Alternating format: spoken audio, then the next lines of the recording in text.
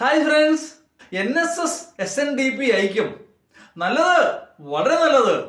പക്ഷേ ഇതിന്റെ ഉദ്ദേശശുദ്ധി സംശയിക്കപ്പെടുന്നു. പ്രധാന കാരണം എന്ന് പറയുന്നത്, ഇതിന്റെ ഗ്രാൻഡ് അംബാസഡർ എന്ന് പറയുന്നത് BDJS പ്രസിഡന്റ് തുഷാർ വെള്ളാപ്പള്ളി എന്ന് പറഞ്ഞാൽ BJP.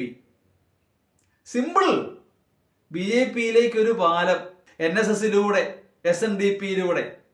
ഏറ്റവും വലിയ കോമഡി എന്ന് പറയുന്നത്, ഇതിന്റെ സൂത്രധാരൻ അഥവാ പിന്നിൽ പ്രവർത്തിക്കുന്നത് ഇടതുപക്ഷമല്ലേ എന്ന് സംശയിക്കപ്പെടുന്നു. സാധ്യതയുണ്ട്. കാര്യങ്ങൾ എങ്ങനെയാ നീങ്ങുന്നത്? അങ്ങനെയെങ്കിൽ ഇത് തികച്ചും അപകടകരം തന്നെയാണ്. വർഗീയ ധ്രുവീകരണത്തിലേക്കുള്ള ആദ്യപടിയെ ഞാനിതിനെ കാണുന്നു. UDFനെ ഒറ്റപ്പെടുത്തുവാൻ വേണ്ടി എല്ലാ വർഗീയ കക്ഷികളും കൂട്ടുകൂടുകയല്ലേ എന്ന് ഞാൻ സംശയിക്കുന്നു. അത് തികച്ചും അപകടം തന്നെയാണ്.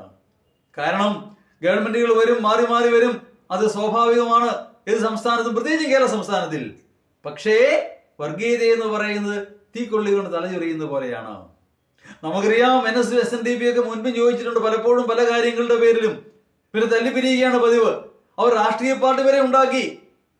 SNDPയുടെ SRP, NSSന്റെ NDP. അതൊന്നും അധികാരം നീണ്ടില്ല. പക്ഷെ മുൻപൊക്കെ SNDP NDP എന്നൊക്കെ പറഞ്ഞാൽ എല്ലാ സമുദായങ്ങളും സമൂഹങ്ങളും അംഗീകരിക്കുന്ന ആ സംവിധാനമായിരുന്നു, പ്രത്യേകിച്ചും SNDP. പക്ഷേ നമ്മുടെ വെള്ളാപ്പള്ളിയെ പറ്റി ആർക്കും ഒരു മതിപ്പില്ലാത്തതുകൊണ്ടും വായിക്ക് വരുന്ന കോതയ്ക്ക് പാടെന്ന് പറയുന്നവർ എന്തും വിളിച്ച് പറയുന്നതുകൊണ്ടും പൊതുവെ അദ്ദേഹത്തിന്റെ നടപടികളോട് മനുഷ്യർക്ക് പൊതുവെ ഒരു ഒരു ഒരു ഇഷ്ടക്കുറവുണ്ട്, ഒരു മതിപ്പില്ലായ്മ, അവജ്ഞയൊക്കെ ഉണ്ട്. അതുകൊണ്ട് ഇതിന്റെ ഭാവി എങ്ങനെയാവും, എത്ര കാലം നീണ്ടു നിൽക്കും എന്നുള്ളത് കണ്ടു തന്നെ അറിയേണ്ടിയിരിക്കുന്നു. ഏതാണെങ്കിലും കാത്തിരിക്കാം എവിടം വരെ എത്തുമെന്ന്. Thank you.